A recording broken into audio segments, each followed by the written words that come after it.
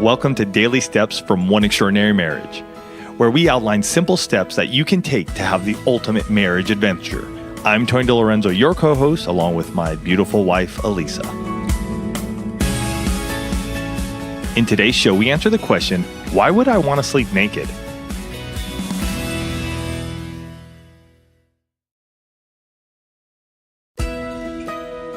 This wife went on to say, my spouse wants me to sleep naked, but it just feels weird. What if there's an emergency or the kids need me? Is this just another way to get me to have sex?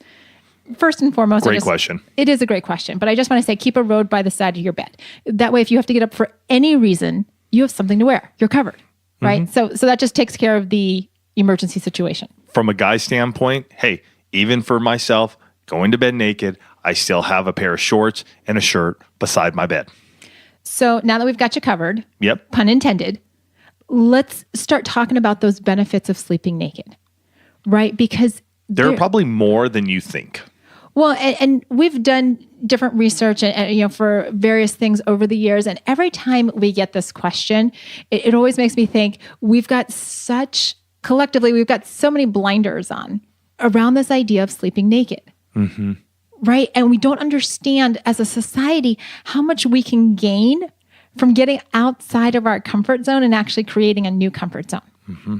Sleeping naked. So when you're not all covered up, and let me just full disclosure here, there was a point in time in our marriage where I would come to bed, especially during the winter months. And yes, we do even have winter here in San Diego, where I would come to bed with like a t-shirt, a sweatshirt, sweatpants, and the ultimate socks on my feet. Mm-hmm. That she would. So here I am, fully dressed. Oh, and if it was really cold and like I felt like my head was going to get cold, I would put a little beanie on.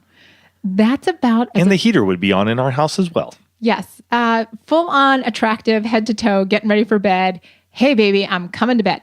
And as we've done research, as we've looked at this over the years, one of the things that we really found out that I was completely blown away by is that when you sleep naked, it actually puts your body into a higher metabolic state. So your metabolism speeds up because it's trying to keep you at your 98.6 or wherever your normal is, right? And so your body is working while you're sleeping. Yay. Could we all stand to just have a little bit more energy burn during the night? How amazing is that? Mm-hmm.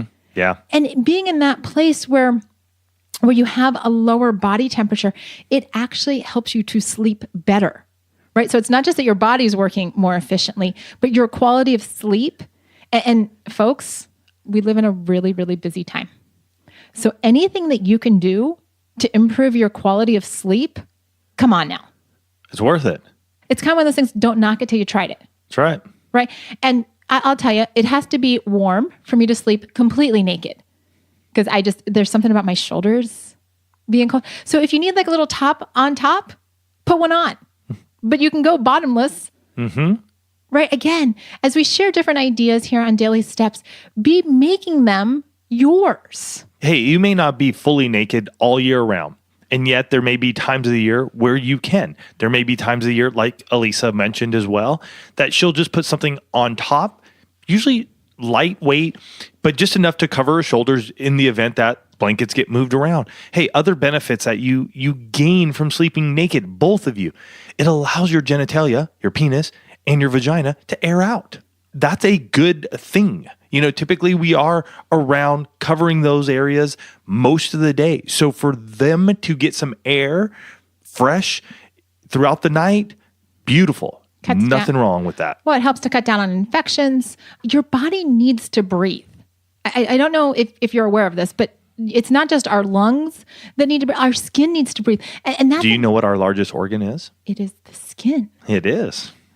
Were you trying to stump me? I was trying to stump you, but you got it. I got it. But our skin is our largest organ, which is interesting because when we do have that skin-to-skin contact, there's a connection that we as couples, husband and wife, have in that moment.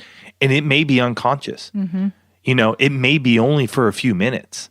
And yet it could really drastically change your marriage. Elise and I have seen this in our own marriage.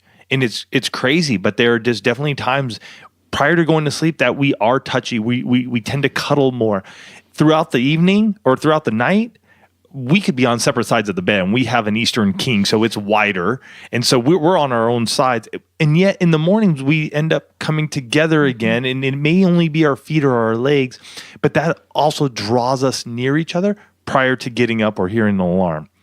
And I just want to add something to this whole idea of skin-to-skin contact. If you don't think skin-to-skin contact is important, I want you to look up kangaroo care. You can Google it. It's the skin-to-skin contact that they do with newborns, especially with preemies and their parents, where they're just basically in their little, preemie diaper, maybe a blanket on the top of them, but they are skin-to-skin with their parent. It's so important for regulating all of their metabolic systems. It's so important for a sense of connection. And here's the thing.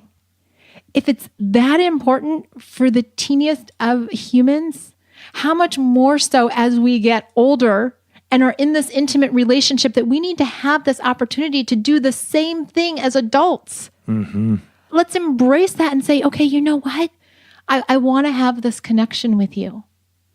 And answering the question, does he want to have sex with you? He might. That's not a bad thing. Can I just speak to all the ladies there for a second? If your husband wants to have sex with you, that is a good thing. That is a very, very good thing. And does being naked make having sex easier? Sure.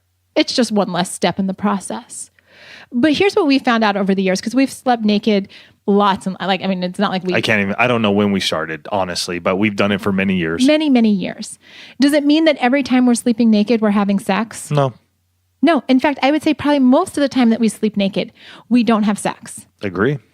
And yet that's because this has become another tool in our toolbox for connection. Right? It's not like the only time I slip out of that full, body armor with the beanie and the sweatshirt and the sweatpants and the socks is because Tony's like, oh, that must be the sign that she's having sex. No, I just come to bed like that because I want to have the physical connection with him. It doesn't always have to be a sexual connection. Work on saying, how can we have more physical connection in our marriage? How can we work on having that skin-to-skin contact? How can we get better sleep? And then you'll go into this place where you're like, okay, you know what? Let me try this whole sleeping naked thing. I would encourage you today to go home and say, you know what? Let's try this. Like, I don't know what's going to happen. I may get up in the middle of the night and put clothes on. But the fact of the matter is that you're going to be sleeping so well, most likely, but you're not going to get up in the middle of the night. And just have that experience with your spouse. I mean, what's the worst that could happen? 2 naked bodies are in the same bed? I'm pretty sure that's not a bad thing. For more information on this topic, check out oneextraordinarymarriage.com/sleepingnaked.